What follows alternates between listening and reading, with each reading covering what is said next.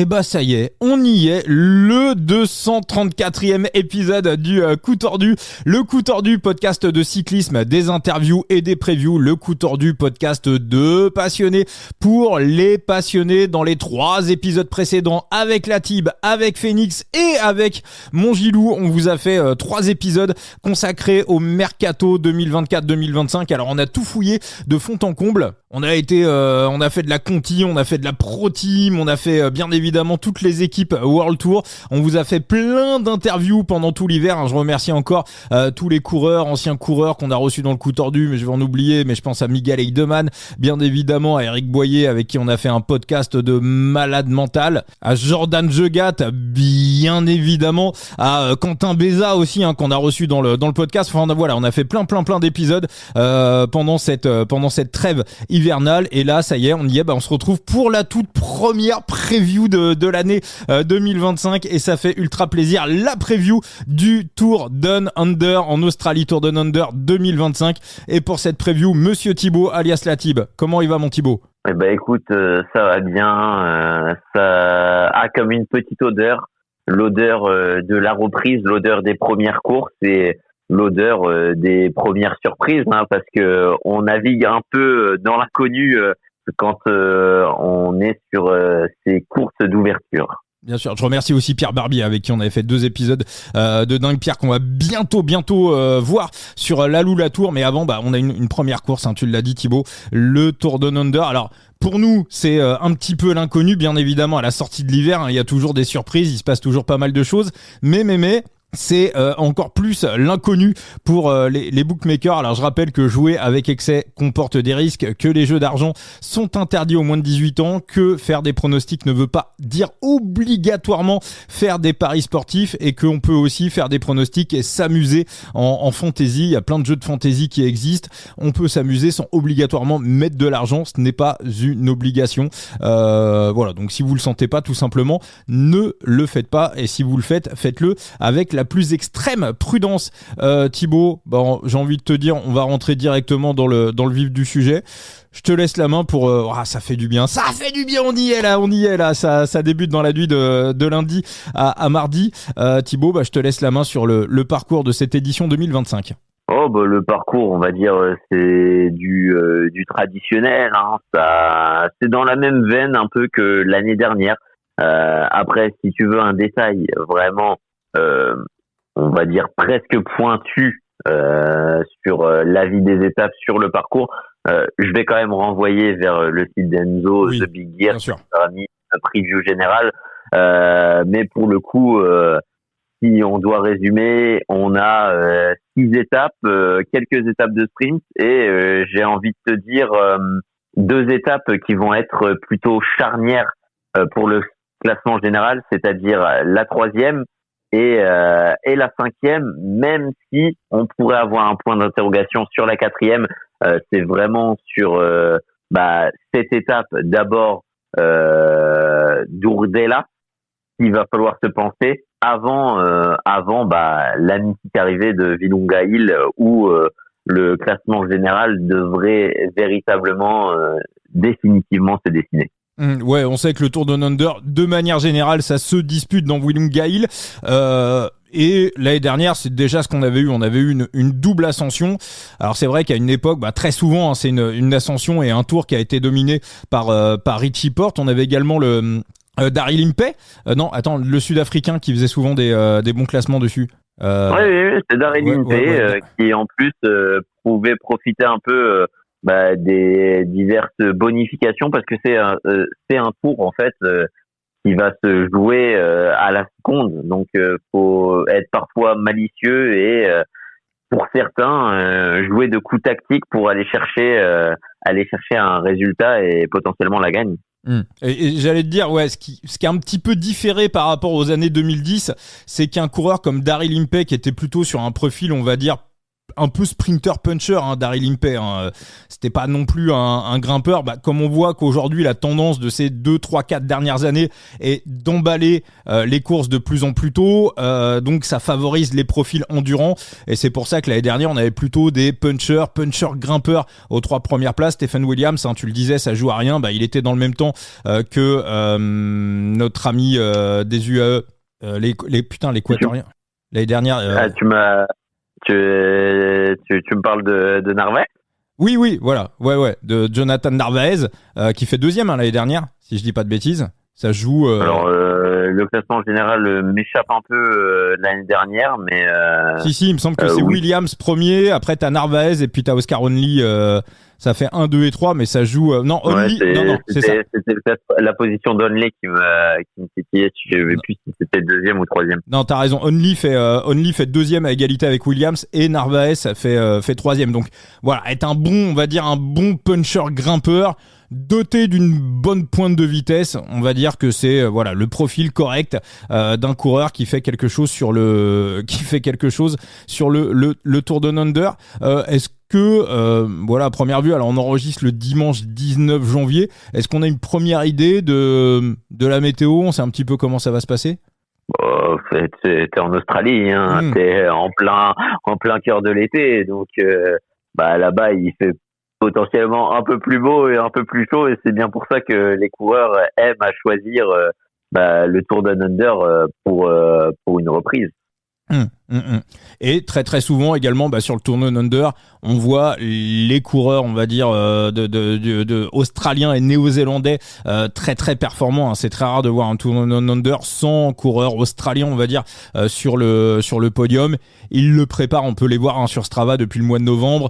C'est véritablement pour certains coureurs, notamment australiens et néo-zélandais, une véritable course objectif, à la différence de d'autres coureurs qui eux viennent plutôt faire un bloc de préparation pour le reste de la saison. On va voir quelques équipes également qui viennent chercher des points UCI et qui vont pas être forcément là en phase de reprise. Enfin, quoique, même aujourd'hui, des courses de reprise, il y en a vraiment plus. On peut estimer que dans certaines équipes, il va y avoir des coureurs, évidemment, forcément, qui vont pas être à 100%. Mais aujourd'hui, on voit, même quand une équipe pour le Tour débarque sur une 2.2, elle vient pour croquer quelque chose. Donc là, fatalement, il va y avoir obligatoirement de la bagarre sur ce Tour Down Under. Thibaut, au niveau de la start list, alors on n'a pas les gros noms, pas de Pogačar, pas de Vingegaard, pas de Primož Roglič.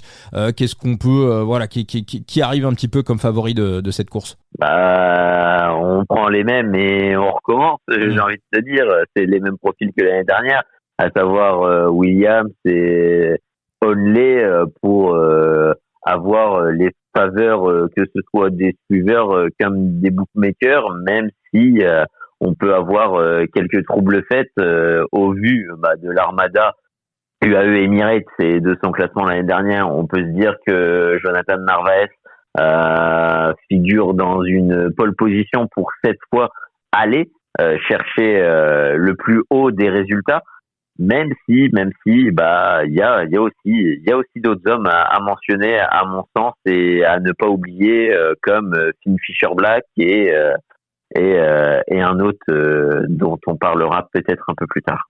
Moi, c'est la question que je me pose du côté des Emirates, parce que clairement, ils arrivent avec à chaque fois, de toute façon, chaque fois qu'ils alignent une équipe quelque part, ils ont toujours une équipe qui est monstrueuse. À part le fameux Julius Johannessen dont on avait parlé dans le dernier podcast, on avait un petit peu terminé le dernier podcast avec lui, on n'a pas trop compris pourquoi UAE l'avait recruté. Bon, après, ça se trouve, ça va être un GOAT incroyable cette année, il va tout écraser, on va fermer nos gueules, mais c'est vrai que c'est un petit peu, on va dire, c'est un petit peu l'intrus sur les 30 coureurs du UAE cette année.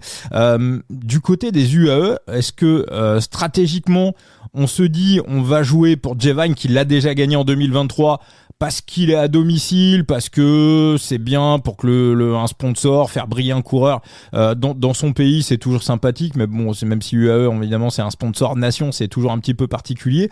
Ou est-ce qu'on est là également un petit peu pour faire croquer la nouvelle recrue, à savoir qu'on a été débauché Narvaez des Ineos et lui faire un cadeau de bienvenue, un petit peu comme on avait vu les Jumbo-Visma faire avec Christophe Laporte à son arrivée sur Paris-Nice? Bah, le truc, en fait, c'est que tu te dis qu'il va y avoir quelques arrivées au sprint, des sprints parfois difficiles, ou du moins des sprints réduits.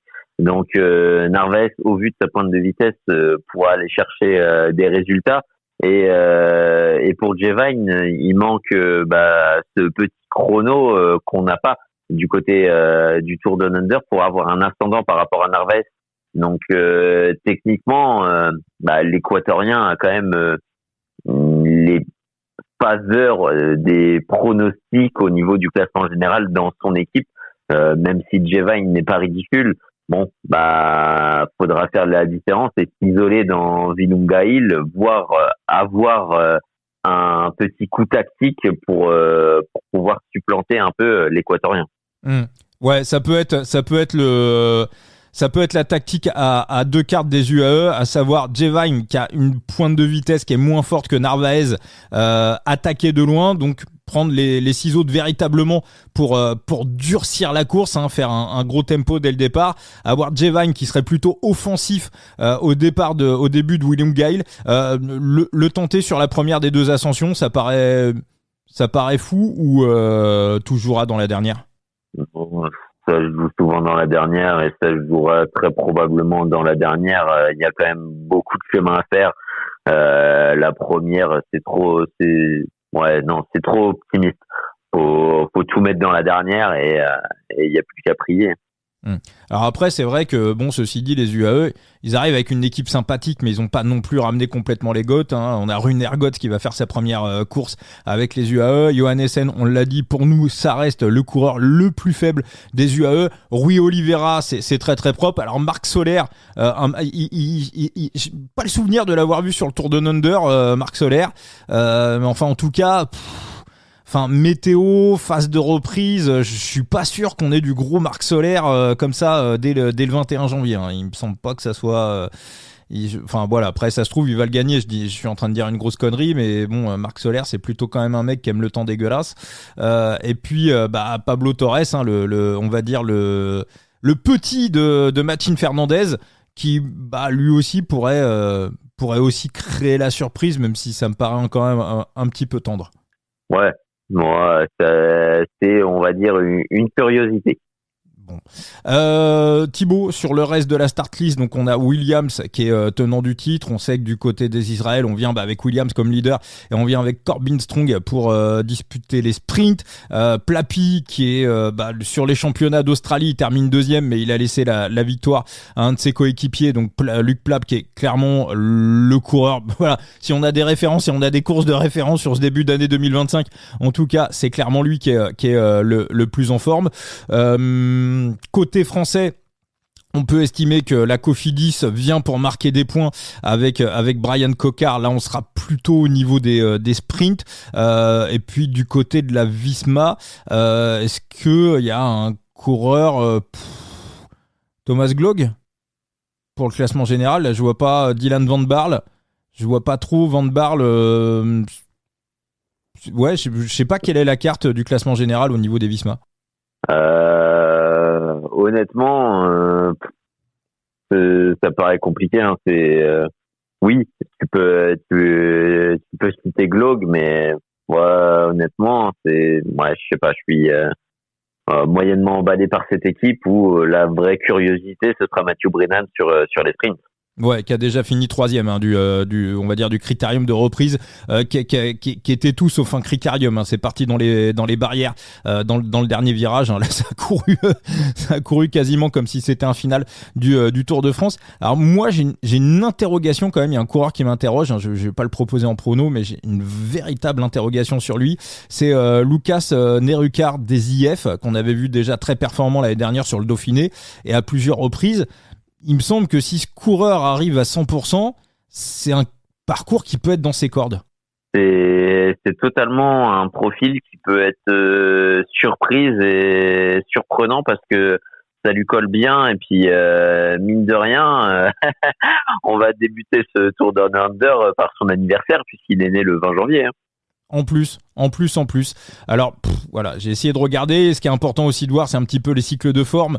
C'est un coureur qui est encore assez jeune, donc l'année dernière sur l'étoile de Bessèges, il n'était pas non plus incroyable. Il avait quand même été chercher une petite 6e place sur une course. 20 janvier, qu'est-ce que j'ai dit? C'est McAllister qui est du 20 janvier. Oui, bah voilà, il peut aller faire croquer, un de ses coéquipiers. C'est vrai que Grand Camino, alors c'est plus au mois de février, mais en 2022, il avait été chercher une 6e place. Donc voilà, ça peut être aussi une période de l'année où il peut être pas trop mal. Mais c'est vrai qu'on n'a pas trop d'indices sur qui vient jouer quoi. Tu parlais de lui tout à l'heure. Est-ce que les Bora, est-ce que Finn Fisher Black, on a véritablement fait un objectif? C'était le cas l'année dernière. Il s'était un peu troué. Je crois qu'il y avait une chute et puis après il s'était quand même bien repris. Il s'était quand même bien repris sur la suite du mois de janvier et la suite du mois de février. Donc, non, de ses déclarations, il en a fait un objectif. D'accord, Finn Fisher Black. D'accord. Ok. Très bien. Bon, après il arrive à la Bora, donc nouvelle équipe. Écoute Thibaut, juste avant de parler des sprinters et avant d'analyser un petit peu la première étape, on va tout de suite y aller, hein, Thibaut. Quel est ton pronostic ou tes pronostics pour ce Tour Down Under 2025? Alors, je te laisserai la faveur de tes paris. Moi, je me contenterai de pronostiquer un vainqueur et j'ai envie de te dire, au vu de sa forme, au vu de ce qu'il nous a montré l'année dernière, et il paraît encore plus fort que l'année dernière. Oui, c'est un coureur malchanceux, mais il a un gros moteur et surtout, c'est des difficultés, par exemple, sur cette 3e étape, 2 km 600 à 8%, où il peut faire parler un peu de son explosivité, même si on le catalogue pas comme un coureur explosif, il l'est par moment. Pour moi, Luke Plapp a mes faveurs. L'année dernière, j'y croyais pas, et honnêtement, il a failli, de ce que j'en ai vu, me faire mentir, mais là cette année je le trouve encore plus fort, et c'est surtout cette 3e étape, si il a une attaque aussi tranchante que l'année dernière, il peut prendre très vite de l'avance, avoir un crédit suffisant, s'imposer en solitaire, et après honnêtement Virunga Hill, pour lui ça reste juste de la maîtrise et essayer de garder ce matelas d'avance où véritablement il peut le faire.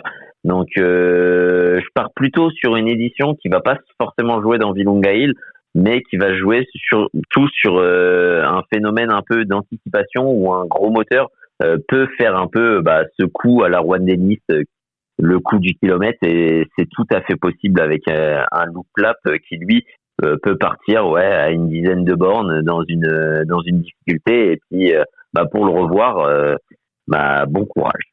C'est vrai que c'est quand même très très ouvert, hein, cette édition du Tour Down Under, parce que Only passe pas très loin de la victoire l'année dernière. On peut imaginer qu'il est encore à un âge où il peut progresser. On n'en a pas parlé, mais William Le Sierre Junior, qui a eu un très très gros début de saison l'année dernière, ça aussi c'est vraiment des petites ascensions qui correspondent totalement à ses qualités, et il pourrait créer la surprise. On a la pépite aussi, hein, Albert Philipsen.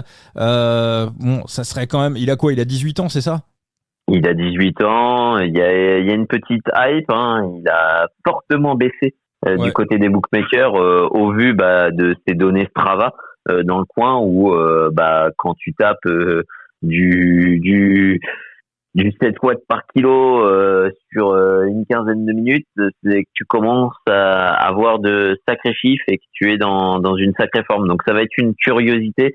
Maintenant, il découvre le haut niveau, donc va falloir voir comment il encaisse. Et puis, du côté de son équipe,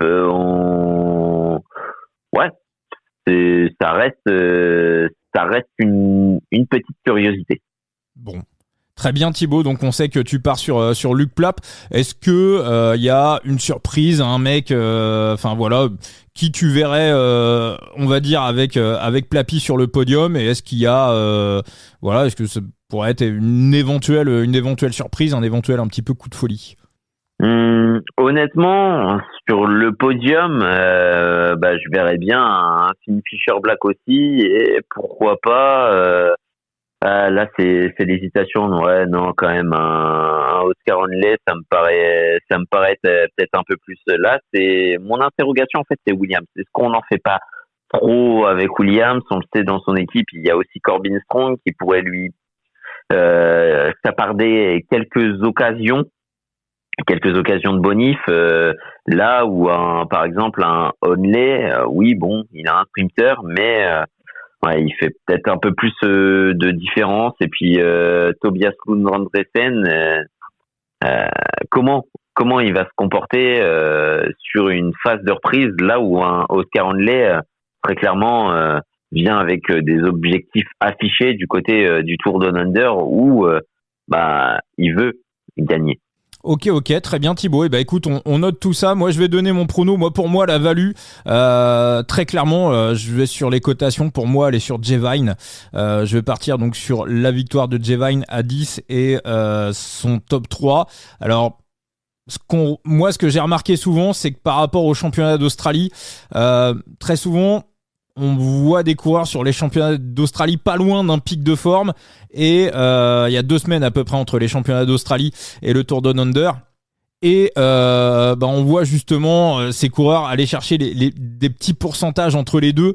Et pour moi, Vine, il peut arriver dans la bonne fenêtre au niveau de son état de forme. Et pour moi, sur la start list, s'il est à 100%, alors après, le problème de pas non plus mettre une mise de dingue, on va dire, 0,15 sur le top 3 et 0,05 sur la victoire, mais ça c'est pourcentage de bankroll. Mais Jevine, voilà, bon, il y a quand même des routes assez larges en Australie, donc bon, j'espère qu'il connaît bien la route et qu'il va pas se casser la gueule. Mais tu parles de cette fameuse étape 3, et pour moi, sur la start list, si on part au niveau des watts, si tous les coureurs sont à 100%, pour moi, c'est censé être le mec qui peut envoyer le plus lourd et le plus large. Voilà, pour moi, c'est le plus gros moteur des mecs qu'on a sur la start list. Effectivement, Stephen Williams à 3,75, ils le mettent à 3,75 parce que c'est le tenant du titre, mais il y a zéro value dessus. Donc voilà, et j'attends aussi à voir. Mais du coup, tu le vois avoir l'explosivité nécessaire sur 2,6 km. C'est quand parce même que là, c'est pas vraiment un effort de grimpeur, c'est vraiment un effort de bourrin et un effort explosif. Donc, est-ce que Jevine l'a suffisamment pour larguer des profils à Narvaez? Parce que oui, j'ai pas mis Narvaez dans mon podium, mais c'est un candidat très crédible. Après, je le mets pas parce que c'est pas forcément le coureur le plus intelligent. En course, c'est souvent celui qui va se faire piéger. Donc, dans un phénomène un peu d'anticipation comme ça, où justement, les meilleurs punchers peuvent faire une différence, s'écarter d'un peloton. Après, dans un jeu du nombre, honnêtement, Narvaez, c'est peut-être potentiellement le premier à se faire piéger. Et un Luke Plapp est souvent très intelligent dans ce genre de situation. C'est peut-être pour ça aussi qu'il a un peu méfaveur par rapport à tous les autres qui ont des profils qui sont peut-être un peu plus avantageux du côté de Willunga Hill. On est sur cette fameuse étape 3, on est sur on est sur du 3 minutes, je pense 7,8%, je pense qu'on est sur du 3 minutes au kilomètre. Donc on est sur, on va dire, une ascension d'un petit peu moins de 10 minutes à peu près, je pense. Je pense qu'il peut faire un écart. Je pense qu'il peut faire un écart dessus, et sachant qu'on sera quand même derrière, relativement près de l'arrivée. Alors après, la descente, c'est pas. On est qu'à 6 km, mais. C'est pas non plus méga technique. Donc s'il a 15-20 secondes en haut, c'est plié, quoi. Enfin, quoi qu'avec Jevine, 15-20 secondes en haut, ça peut aussi se finir dans le talus, même en ligne droite. On sait jamais. Mais après, tu vois, j'en vois pas non plus ma bankroll dessus. Mais pour moi, cette ascension, si la course est durcie en amont, pour moi, cette ascension, elle peut être suffisante pour créer un petit écart. Et voilà, pour moi, c'est un truc de bourrin, quoi. Faut envoyer des watts, en fait. Et qui dit truc de bourrin, qui dit envoyer des watts, voilà, c'est Jevine, c'est pas un mec c'est comme Pogacar, c'est pas Pogacar, mais c'est un mec qui réfléchit pas beaucoup non plus. Donc là, on lui demande juste de pédaler plus vite que les autres. Donc pour moi, ce petit jeu, en fait, pour moi la value, elle est sur lui. Après encore la réalité, je vais pas sur Narvaez parce que la value est trop faible, mais la réalité, c'est que je vois les deux UAE sur le podium, c'est-à-dire Narvaez et Vine. Je pense qu'ils nous ont fait une prépa hivernale avec du monoxyde, avec les IA. Ils sont censés l'avoir abandonné de leur déclaration en novembre. Hein. Ouais, bah tu vas rappeler ce que t'avais tweeté, ce que ça veut dire quand ils ont dit que le monoxyde les intéressait plus. Je suis d'accord avec toi. À partir de ce moment-là, c'est qu'ils ont trouvé mieux. Hein. Voilà. On va pas se mentir. Tant que c'est pas interdit, pourquoi s'en priver Bah oui. Après, ça reste que du spéculatif. Hein. Mais moi, de mon avis personnel, c'est que t'as forcément quelque chose de mieux dans ton optimisation si tu peux te permettre de ne plus en utiliser. Donc, alors que ce n'est pas fondamentalement interdit. Donc voilà, donc à partir du moment où on sait que tous les gros objectifs, les gros trucs vont être croqués par Pogačar, alors encore une fois, ils n'arrivent pas non plus avec une équipe monstrueuse, mais justement, ça peut aussi laisser un peu l'espoir aux autres et de faire aussi un peu de travail à leur place et de rouler aussi un peu à leur place. Donc pour moi, Vine top 3, voilà, en priorité et une petite croquette sur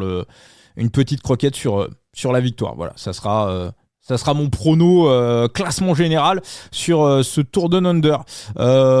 Thibaut, on passe à l'étape numéro 1 si tu veux, hein. Même si on aurait pu bifurquer du côté justement de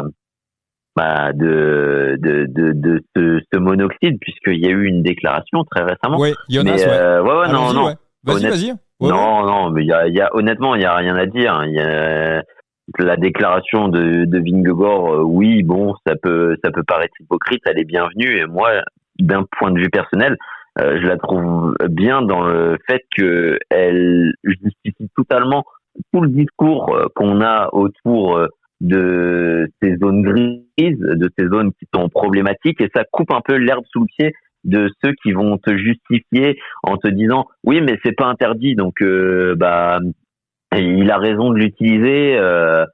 Non, fondamentalement c'est problématique, on voit que c'est problématique, et même lui le soulève parce que mine de rien ça joue un peu contre lui.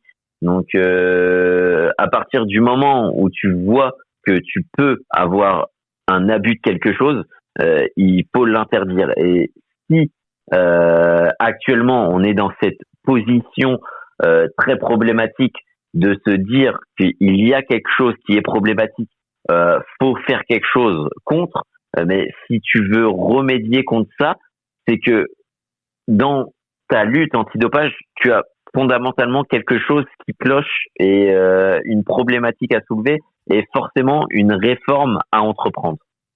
Moi, je pense que Jonas, de base, voilà, il a pas le profil d'un mec qui veut tricher, en fait. Je pense que c'est pas sa nature première, mais je pense comme plein de coureurs qu'on tapait dans le PO dans les années 90, on n'en a jamais parlé, mais Richard Virenque par exemple, et il y a personne qui en parle. Il fait un premier Tour de France où il prend le maillot jaune, et avant de revenir avec Festina où il va enchaîner ses maillots de meilleur grimpeur et ses podiums sur le Tour, et avant de tomber sur l'affaire Festina, il y a un Tour de France où je crois que c'est le Tour 94 à mon avis, ou 93, où il est complètement dégueulasse. Et là, je suis sûr, il prend rien. Et je me rappelle même que pour montrer le maillot, à un moment donné, je me rappelle d'une étape où t'avais un groupe devant qui avait 15-20 minutes d'avance, et lui il sort entre les deux pour aller chercher je pense une 15e place, et ça lui avait même été un petit peu reproché dans le peloton. Il avait dit attendez, je suis pas loin de chez moi, je monte le maillot. Mais voilà, je veux dire, un peu une attaque à la Guillaume Martin à contretemps, qui était pas toujours, qui c'est pas toujours très bien vu même aujourd'hui, mais qui était pas très très bien vu à l'époque, et pour aller chercher une 25e place au général. Donc je pense que tu vois, il y a plein de gars dont c'est pas la nature première, mais Jonas Vingegaard, faut se rappeler, il y a 5 ans, il était encore poissonnier, hein. Coupait du poisson le matin au Danemark, donc c'est pas le profil de la bête génétique construite de A à Z par des on va dire des grands manipulateurs, des grands toubibs. Donc voilà, donc forcément, il a gagné 2 tours. Le succès, ça peut monter à la tête, mais je crois pas que ça soit sa nature première. Donc effectivement, je pense que si on se disait, les gars, on va tous à l'eau plate et on regarde qui est le plus fort, moi je pense que ça serait le premier à signer ça. Puis je pense aussi que il a pas non plus envie d'avoir la réputation d'un on sent que ça l'emmerde, on sent que ça le fait chier. Alors ça fait chier tout le monde évidemment, même un qui se dope a pas envie d'avoir la réputation d'un dopé. Mais ouais, je trouve que c'est voilà, je trouve que c'est des déclarations qui vont voilà, au niveau com, oui, ça va plutôt dans le bon sens. Alors après, est-ce qu'il a des infos que dans certaines équipes on taperait fortement dedans? Est-ce qu'il a peur de quelque chose? Voilà, vous connaissez le proverbe, sous couvert de grands principes, chacun défend toujours des intérêts personnels. Thibaut? Oui, et puis on peut se dire que potentiellement peut y avoir des abus du côté d'une équipe, mais tu vises plus facilement l'équipe de Pogačar. L'équipe de Pogačar t'a dit qu'ils en faisaient le même usage que Vingegaard te dit, c'est-à-dire juste pour des tests. Donc dans ce cas-là, moi j'ai envie de te poser la question, pourquoi remettre en doute plus facilement la parole des Émiratis que la parole de Vingegaard, et inversement? Après, faut remonter un petit peu dans les racines de l'équipe, se rappeler aussi de ce que Eric Boyer nous a raconté dans le podcast sur un de ses anciens coéquipiers qui s'appelle Mauro Gianetti, qui, je pense, a pas véritablement changé de philosophie, parce que voilà, ce qu'il lui disait à l'époque, c'est que finalement les cons, c'est ceux qui se dopaient pas, vu que l'UCI ne disait absolument rien. Donc voilà. Après, est-ce que Richard Plug a le même passé que Mauro Gianetti? Je pense pas. Après, est-ce que ça en fait un mec, on va dire, plus clair et plus honnête? Non plus. Mais après, oui, on va dire qu'il y a plus de mecs chez UAE qui traînent une réputation sulfureuse que chez Visma, ou un passé sulfureux. Après, ça veut rien dire non plus, quoi. Oui, en fait, l'objet de ce que je voulais te dire, c'est que les déclarations n'engagent que ceux qui y croient. On est d'accord. On passe sur la première étape? Passons sur la première étape. Alors, vas-y, je te laisse la main sur le honnêtement, on va pas se mentir, ça va finir vers un sprint, même si l'approche est un peu houleuse, sinueuse, ça reste des routes qui sont assez larges, donc le sprint en soi ne devrait pas être des plus décousus, et ça devrait quand même finir au sprint malgré les quelques difficultés qu'ils vont trouver en route, honnêtement. Oui, on a une dernière bosse qui est pas très très méchante, qui se situe à plus de 30 bornes de l'arrivée, 1,5 km à 6,6% de moyenne. Au niveau de la météo, on a des infos sur ce sprint. C'est un peu compliqué, aller choper le vent à... Honnêtement, je te l'ai pas encore ouvert, donc je peux pas te dire. Je peux te charger le GPX dans mon logiciel, mais va falloir que tu me laisses 2 petites minutes. Donc on fera une petite coupure au montage et ce sera directement que je vais te lancer dessus.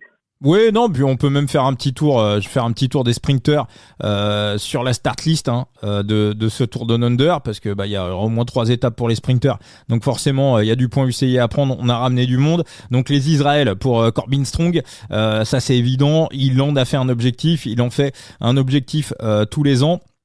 La Bahreïn Victorious, on vient avec Phil Bauhaus qui a été re-signé très très tard du côté de la Bahreïn. Je ne sais pas si c'était des négociations au niveau salaire ou est-ce qu'on avait prévu de prendre quelqu'un d'autre. Enfin bon, bref, en tout cas, il vient avec Nikas Arndt, qui est un très très bon poisson pilote. Du côté de la Soudal, on n'a pas forcément ramené de sprinter. Je sais pas qui va sprinter, peut-être Casper Pedersen, mais enfin en tout cas, il y a pas vraiment. Si, c'est Pedersen, non? Ouais, il y a pas de, enfin ça fait pas partie des GOAT du sprint mondial. Les intermarchés, on n'a pas non plus Arne-Marit pour les sprints. Du côté des Ineos, je vois pas de sprinter. Sam Westford, évidemment, qu'avec roqué 3 étapes l'année dernière. D'ailleurs, il avait fait que ça, mais parce qu'ensuite il avait basculé sur la piste, la prépa pour les Jeux Olympiques. Il a déjà gagné le critérium de rentrée, donc évidemment Sam Westford, ça va être l'un des favoris de ce Tour Down Under au niveau du sprint. Tobias Andersen, t'en parlais à l'instant, du côté des Picnic, c'est le nouveau nom des DSM. Moi je m'attends, parce qu'il a souvent, et on va reparler dans les pronos, il a souvent de gros pics de forme sur le mois de janvier, le mois de février. J'attends beaucoup de Brian Cocard avec Alexis Renard. Après pour le reste, évidemment, le Mathieu Brinnan pour la team DSM, et Tontenberg pour la Lidl Trek. Alors non, ça aussi, pas DSM. pour la Visma. Oui. Brinnan pour la Visma, évidemment, et puis moi j'attends également beaucoup de Tontenberg, dont on reparlera forcément dans le cours de la saison. Voilà, à peu près. Je sais pas qui va sprinter du côté des Astana, qui a Rungate. Non, ça manque un peu de ce qu'on avait vu dans le mercato, ça manque un peu de sprinter quand même chez les Astana, et du côté de la Groupama, mais voilà, je pense qu'on a fait à peu près le tour des sprinters, Thibaut. Ouais, pas de souci, il faut juste que je récupère l'horaire de départ et je vais te dire tout de suite le sens du vent et sa puissance estimée pour cette première étape, sauf si tu l'as avant moi. Je l'ai pas, mais je vais te poser la question avant un petit peu d'analyser ce premier sprint.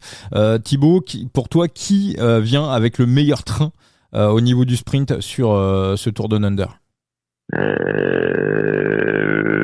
Regardons tout de suite la composition, mais très clairement, c'est Wellford, hein. Ouais, c'est Wellford. Il a à la fois le meilleur poisson pilote.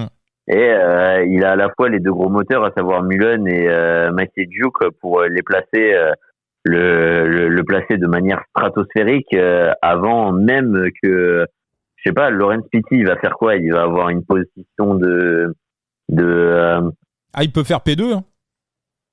De P2, ouais. Ouais, non, c'est monstrueux en fait. Quand tu rajoutes déjà t'as Mullen et Van Poppel, tu rajoutes Pitty, quoi, mais tu te dis c'est en fait c'est monstrueux, quoi. L'ouverture au kilomètre, elle est phénoménale. Ouais. Ah oui. Oui, parce que Pitty, c'est déjà un mec qui, s'il jouait sa propre carte, pourrait déjà aller faire top 10. Ce qu'on voyait d'ailleurs à la Groupama. Donc, ouais.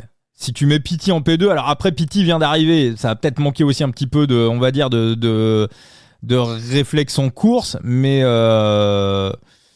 ouais, non, le truc est assez le truc. Et puis même si tu te fies par exemple à l'année dernière, à qui déposait Van Poppel, le travail de Matejjuk en P3 peut largement compenser par exemple un Pitty peut-être un peu plus effacé, qui lui va rester un peu plus en arrière pour pourquoi pas faire un classement général avec Finn Fischer-Black, on sait jamais.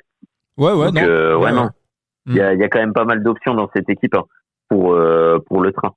Ouais. Parce que tu vois, par exemple, je parlais de Tontenberg là juste avant, mais la Lidl Trek, Badjoli, Conrad, Albert Philipsen, Jacopo Mosca, Bocco Mollema, Juan P. Lopez, c'est pas un train, c'est pas dingue, quoi. C'est pas oui, non, c'est pour le positionner, pour le placer, c'est beaucoup moins fort.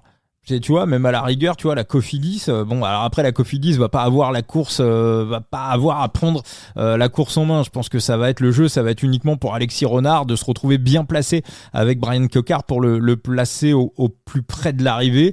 Et le truc, voilà, c'est que du côté des Israël, Corbin Strong, il aime bien les sprints un petit peu accidentés, mais on a plutôt, Simon Clark, ça peut être bien. Pierre-André Côté, c'est plutôt un puncher. Nick Schultz, c'est plus un électron libre. Woods et Williams et Bennett dans le train, ils vont servir à rien. Donc oui, non, il y a un énorme avantage. Placement, position, vitesse. Il y a un avantage de dingue pour la Red Bull Bora, quoi. C'est quasiment les seuls qui viennent avec. C'est les seuls qui sont autant équipés. Moi, je vois pas une autre équipe. Presque envie de dire, moi, mais ouais. Pas dire que c'est la Cofidis qui arrive presque derrière, mais après sur le reste, ça reste quand même très très homogène. Ah, on est quand même, ouais. On va avoir un vent qui va être un peu plus de côté et 3/4 face, mais vraiment dans les derniers hectomètres. Hein.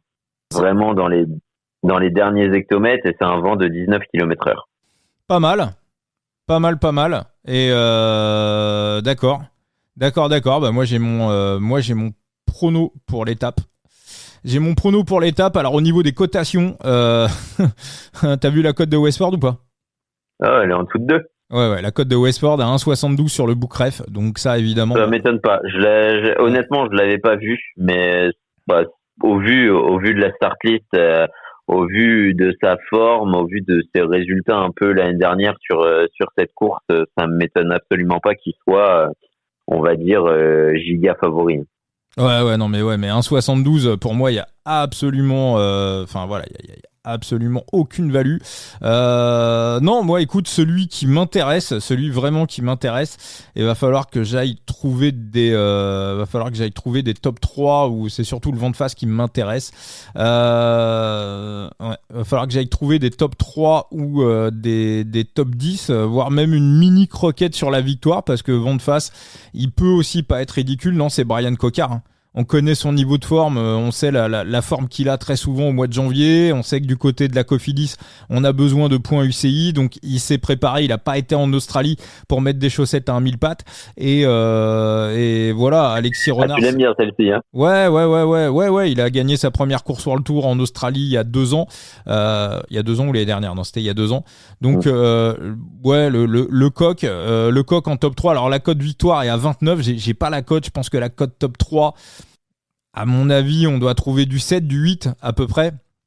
Ouais. Après, l'approche va être très rapide, hein, parce que à environ 14 km de l'arrivée, tu vas avoir une bonne partie, un bon bout droit jusqu'à 8 km où ça va être totalement vent de dos, et puis après tu vas récupérer ce vent de côté et vent de face pour ces 3/4 face plutôt. Pour ces derniers hectomètres, et les derniers hectomètres, c'est les derniers 400 mètres, quoi. Ouais, totalement. Ouais. Alors, je vois aucun top 3 hein, pour l'instant qui est sorti. Il y a juste la victoire de Cocard qui tourne à 30 à peu près. Donc, je vais attendre gentiment les top 3. Mais je pense que un top 3 de Cocard aux alentours de 6-7, je le reconfirmerai. Mais ouais, voilà, à partir de 6-7 en top 3, même à partir de 5, pour moi, c'est extrêmement bien doté. Et du coup... Est-ce qu'on pourrait pas avoir un top 10? Je prendrais quand même bien. Faudra quand même faire attention aux coureurs, parce que il y a quand même une légère petite corde à 200 mètres, et la prendre sera nettement plus avantageux que de prendre l'extérieur. Oui, mais c'est aussi c'est aussi quelque chose sur le placement. À mon avis, j'ai beaucoup de. Il y a pas beaucoup de visuels. Hein. Ouais. Il y a vraiment pas beaucoup de visuels dans cette approche. Tu vois, ça va être tortueux. Tu vas arriver, quand je te dis, à 500 mètres, t'as une bonne petite courbe, et puis après, t'arrives, faudra vraiment être sur le côté gauche de la route plus que sur le côté droit, parce que sur le côté droit, tu vas avoir beaucoup plus de longueur à faire, tu vas te manger le vent en pleine face, t'as quand même pas mal de petites courbes à aborder, faudra être dans la roue du meilleur train, parce que ceux qui vont avancer avec ces nombreuses cordes et ce final un peu tortueux, ça va être rapide. Hein. Donc il y a quand même la faveur du train à prendre en compte, et qui va profiter de ce train. Ouais, mais moi ça me conforte sur Cocard. Ça me conforte sur Cocard parce que c'est un mec qui aime bien se faufiler, c'est un gars qui est habitué à être assez malin, il a jamais eu de train énormissime avec lui, donc il est aussi un petit peu habitué à se démerder tout seul, donc le duo Renard-Cocard pour moi c'est bah pour moi c'est le bon pic, donc voilà, donc du top 3 et du coup du top 10, si on a du top 10 aux alentours de 1,80, au-dessus d'1,80, ça me semble bon à prendre. Voilà, évidemment au-dessus de 2, ça sera génial, mais voilà, je me positionnerai aussi, allez, peut-être 1,85, 1,90 sur du top 10 et du top 3 à partir de 5, mais ça du top 3, vu la cote victoire à 30, je sais que du top 3 à 5, je vais obligatoirement en trouver et même bien supérieur. Donc voilà, donc ça sera mon pick pour cette première étape, le top 3 de Brian Coquard, et éventuellement un top 10 si les cotes proposées sont sympathiques. Et toi Thibaut, je t'ai même pas demandé ton prono pour cette première étape du Tour Down Under. Bah, figure-toi que je me prends un peu la tête parce que au vu du final, je pense que sur les premiers sprints comme ça peut être assez surprise et mine de rien, on peut quand même surprendre Sam Welsford. Donc pour la gagne, c'est pas non plus l'assurance tout risque. On va le voir, ça va frotter, ça va vouloir être positionné. Ça reste quand même assez serpentant. Mais j'avais quand même quelques points d'interrogation. Honnêtement, je sais pas. Je sais pas, mais je me dirais bien un podium de Cameron Scott. Honnêtement. Pas mal. À domicile. Ça Plutôt en forme, plutôt rapide, et qui lui va aussi profiter d'une équipe qui va vouloir bien le positionner et qui va vouloir un peu profiter de son état de grâce, on va dire, parce qu'il est sur des résultats plutôt corrects. L'autre jour il fait 4e sur le critérium, il va chercher une 2e place de souvenir. Donc non, ça c'est des beaux résultats et des résultats qui sont peut-être un peu plus engageants qu'un Aaron Gates par exemple, qui aurait pu être intéressant par rapport à l'année dernière, à sa reprise, mais là j'ai des petites interrogations du côté du Néo-Zélandais de la Astana. Cameron Scott, la cote à 65 pour la victoire, donc on peut estimer que le podium peut être intéressant. Ouais, même le top 10 peut être intéressant, je pense. Ma question c'est est-ce qu'il peut surprendre son monde, mais c'est pareil, sur un final comme ça où il faut être positionné, honnêtement, pour moi, Phil Boos, ça doit être dans les 3. C'est un final qui lui correspond relativement bien. Et ouais, et la Nikas Arndt aussi en poisson pilote. Honnêtement, allez, je vais te mettre un podium. De quoi ? Est-ce qu'il y a des ronds-points ? Parce que Phil Baos, lui, c'est Monsieur Rond-Point. Faut qu'il y ait des ronds-points. Ouais, mais honnêtement, si regarde la vue aérienne de l'approche, t'as jamais beaucoup de visuel en fait. Ouais. C'est de la route qui est assez large, mais ça serpente et t'as 150 mètres de visu à chaque fois sur les 7 derniers kilomètres, 7-8 derniers kilomètres. Ok. Allez, je vais même être exact sur plutôt les 5 derniers. Plutôt sur les 5 derniers, ouais, t'as jamais vraiment beaucoup de visuel, donc faudra être vraiment positionné. C'est le type de sprint où Boos excelle un peu parce que c'est un mec qui sait aller chercher la place quand il faut, et puis là c'est du tortueux comme il aime un peu, tu vois. Bon, c'est pas du virage et du virage où là il serait vraiment dans le GOAT absolu du côté de mes préférences, mais pour moi honnêtement, allez, je vais te donner un podium. Je vais te dire Boos gagnant, Welsford 2e et Watson 3e. Allez, c'est parti. Et on valide tout ça, Thibaut. Donc on va rappeler donc tes pronos pour le classement général. Donc Watson, Scott Cameron. Cameron. Pour on a ton prono pour la première étape. Donc on rappelle ton prono pour le classement général. Ah, moi c'est Platy. J'ai une appétence particulière pour l'Australien en début de saison. Honnêtement, je le trouve plus fort que les saisons précédentes. Et vu ce qu'il m'a montré l'année dernière, avant malheureusement sa chute qui l'a privé de nous montrer tout son potentiel et peut-être que lui aurait gagné le Tour Down Under. On ne sait pas. Avec des si, on peut refaire le monde, on peut couper le bois et mon grand-père aurait 3 boules et ce serait un flipper. Mais ouais, non, Plapi là, en ce début de saison quand même m'impressionne fortement. Bon, bah moi, ça sera le top 3 et la victoire de Jevine pour le classement général. Et pour la première étape, ça sera le top 3 et éventuellement le top 10 de Brian Cocard, bien évidemment. J'ai peur qu'il se fasse bousculer. Pour moi, en fait, Cocard, j'aime bien ton aperçu avec ce vent qui peut potentiellement être défavorable, bloquer un peu.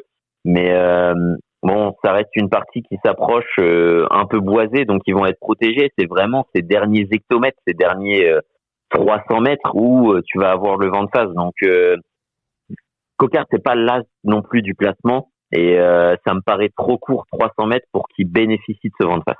Bah, s'il est dans l'aspiration, il peut, voilà. Ça va être un petit peu le plus compliqué pour lui, c'est d'être dans l'aspiration. Par contre, s'il est dans l'aspiration, attention, si ça s'écrase devant lui et qu'il revient de derrière, il peut. Puis encore une fois, Cocard, c'est un mec qui a de très très gros pics de forme sur les débuts de saison. C'est là où il est le meilleur. Merci pour ce coup tordu, Thibaut. Merci à toi. Et puis on se retrouve prochainement pour l'étape numéro 2, non ? Écoute, ouais, je vais essayer de voir si on a des possibilités de faire des quotidiennes sur ce Tour Down Under. Je veux dire, on peut même essayer de les faire sans les cotations. Donc les débuts des courses, ça va être vers 1h30 du matin, les arrivées vers 5h30. Donc voilà, si on réussit à vous placer des petites choses en fin de matinée, dès mardi matin. Ouais. Petite question. Ouais. Petite question. Avec tous les éléments que je t'ai donnés là, un top 10 de Van Poppel, c'est possible pour toi ? C'est complètement possible. Si la Bora surécrase le sprint, si Maïseïdjouk se débrouille bien, honnêtement, Maïseïdjouk ou le P2 qui sera attitré, honnêtement, et dans ces cas-là, est-ce que ce serait Mullen, est-ce que ce serait Piti, est-ce que ce serait un autre ? J'ai du mal à croire à un autre. Honnêtement, grande question. Une grande question parce que Van Poppel, il peut être déposé très tôt et malgré le vent de face, en se relâchant, ouais, ça tapera pas le top 3, mais ça peut très clairement aller faire un top 10. Oui. Et puis si aussi ça se casse un peu la gueule, vu que c'est assez tortueux dans le final et que les Boras sont possible. Honnêtement, c'est possible. S'ils sont ultra méga bien placés dans le dernier virage, ouais, clairement, ça peut. Le top 10 même le doublé Bora, c'est pas non plus, serait pas non plus une énorme surprise. Encore une fois, s'il surécrase le truc. Ok, parfait Thibaut. Donc guettez bien les plateformes de podcast. Il est possible que on vous remette des épisodes sur ce Tour Down Under dès la deuxième étape. Donc on sera mardi matin. Voilà. C'est pas sûr à 100%, mais c'est aussi une possibilité. Thibaut, on rappelle qu'on te retrouve sur ton compte X, ton compte Twitter Thibaut Chambre. On vous rappelle qu'il y a la preview de Phoenix, la preview d'Enzo à retrouver sur son site qui s'appelle The Big Gear. Donc n'hésitez pas à aller mater tout ça, preview très détaillée de Enzo. Et puis le coup tordu, vous nous retrouvez sur toutes les plateformes de podcast. J'aurai une petite surprise aussi pour vous. Voilà, je vous en ai parlé, je l'ai déjà montré sur les Discord du coup tordu. Il y aura un trophée pour le manager de l'année, trophée Side Limit. On en reparlera très très vite. Voilà, j'ai reçu le trophée à la maison, je l'ai mis sur le Discord de Side Limit en photo, mais je vais vous mettre une belle petite photo sur les réseaux sociaux. On en reparlera très très vite dans le cours de la semaine. Et puis on se retrouve donc très très vite pour un nouveau coup tordu. Allez, ciao les amis. Allez, ciao.